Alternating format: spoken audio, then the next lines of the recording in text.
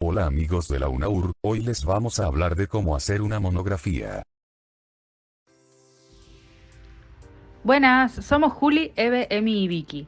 En el marco de las prácticas profesionales en contexto formal del profe de letras, hoy les vamos a contar acerca de la argumentación en la monografía. ¿Qué es la monografía? La monografía es un género escrito mediante el cual el estudiante universitario entrena su capacidad para investigar un tema específico relacionado con la asignatura que cursa. A veces, por ejemplo, la monografía suele pedirse a manera de evaluación final sobre algún tema en particular para alguna materia que estemos cursando. La monografía, como todo género discursivo, está sujeta a convenciones que establecen su forma textual, determinan caracteres propios de la construcción del enunciador y del enunciatario, el tratamiento del tema, la utilización del léxico, etc. Existen muchos tipos de monografía, de compilación, de investigación, de análisis de experiencia. Esta clasificación va a depender de qué tipo de consigna se debe cumplir. En primera instancia, lo imprescindible para comenzar la producción de una monografía es tener en cuenta quién es el destinador y quién es el destinatario. Específicamente, la monografía es un género muy común en el ámbito académico, no así en todas las otras esferas sociales. De modo que, generalmente, el destinatario va a ser una persona que evalúa a otra persona en cuanto a una determinada consigna cuyo producto va a ser este escrito. Dependiendo de esta consigna, el destinador selecciona un tema y lo delimita de manera tal que sea susceptible de ser analizado o investigado dentro de un espacio limitado. Los temas son infinitos y es imposible abarcar todo. Por eso es necesario adecuar el tema a lo que debemos hacer y a lo que le interesa a la persona que está escribiendo. Por ejemplo, un tema general puede ser el terrorismo de Estado, pero esto puede hacer referencia al terrorismo de Estado de cualquier país en cualquier momento de la historia. Por eso es importante delimitar el tema y hablar, por ejemplo, específicamente del terrorismo de Estado en Argentina en la década del 70. Una vez que el tema esté delimitado, se trata de establecer un posicionamiento, una postura con respecto a este tema. Esta postura se va a llamar hipótesis. Por ejemplo, teniendo en cuenta el tema del terrorismo de Estado en Argentina en la década del 70, puede decirse que el terrorismo de Estado en Argentina en la década del 70 fue el desencadenante de crisis sociales, políticas y económicas que perduran hasta el día de hoy. El objetivo de la monografía es poder demostrar esta hipótesis. No es un posicionamiento que se selecciona al azar, sino que es uno que está fundamentado analítica y teóricamente, por medio de bibliografía. Estos fundamentos son imprescindibles debido a que son lo que estructura el desarrollo del trabajo y lo que hace a la monografía un texto argumentativo.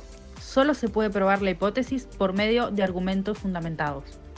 Ahora vamos a ver las partes de la monografía. La primera es la introducción. Esta parte es el primer contacto que tiene el destinatario con el escrito. Es importante que presentemos, en primer lugar, el tema que se va a trabajar. Luego, presentar también los textos o la bibliografía que se consultaron para llevar a cabo el trabajo. Si es mucha cantidad, se pueden mencionar los más importantes. Y si los nombres de los textos son muy extensos, también se pueden mencionar solo los nombres de los autores. Por último, pero no menos importante, se presenta la hipótesis. La hipótesis debe ser una oración presentada con un verbo conjugado. Por ejemplo, en época de pandemia, las clases no deberían ser presenciales. Y por último, anticipar los temas de los argumentos que van a probar la hipótesis. Desarrollo. Luego de terminada la introducción, se procede a desarrollar en subtemas aquellos puntos principales del contenido que se están tratando. Para organizar el discurso en una monografía, se debe tener en claro a qué se apunta con este tipo de texto en sí mismo. Procederemos entonces a elegir los subtítulos de la monografía. En cada uno de ellos trataremos los subtemas que hayamos elegido. Por ejemplo, si nuestra monografía va a tratar sobre la historia del Club Atlético Vélez Sarsfield, los subtemas podrían ser inicios y fundación y amateurismo, primer campeonato local nacional en 68, los 90s, la época dorada y la Copa del Mundo 94 y era moderna de Bielsa Peregrino. En cada uno de esos apartados se desarrollarán los argumentos propiamente dichos por medio de distintos recursos que se verán más adelante, como por ejemplo la ejemplificación, las voces de especialistas, citas de referencia, etc. Estará presente el análisis y la comparación de conceptos, diferencias entre líneas de pensamiento. También se encontrará aquí la mayor densidad en cuanto al despliegue argumentativo. La siguiente parte de la monografía que vamos a ver es la llamada conclusión o cierre, que en este punto se despliega un resumen del resultado del desarrollo. Se hacen comentarios sobre el recorrido, planteo de preguntas, proyección de otras líneas de trabajo y defensa de su importancia.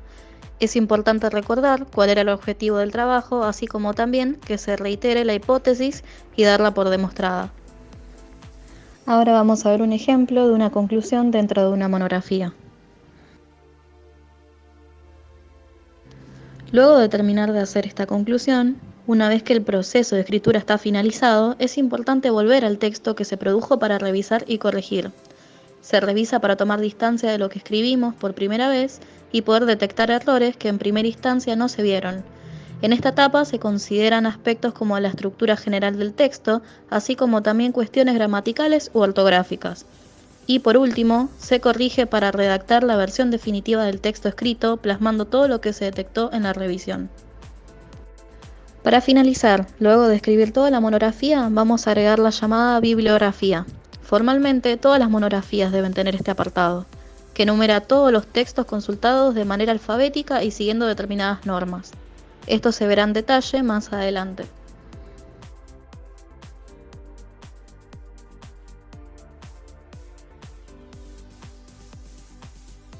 Que tengan buena semana y nos estamos viendo. Bueno amigos de la UNAUR, esperamos que les haya gustado mucho el video, no olviden darle like y suscribirse, hagan los parciales del taller de lectoescritura en español y traten bien a las profes, y no olviden tomar agua. Besos y saludos.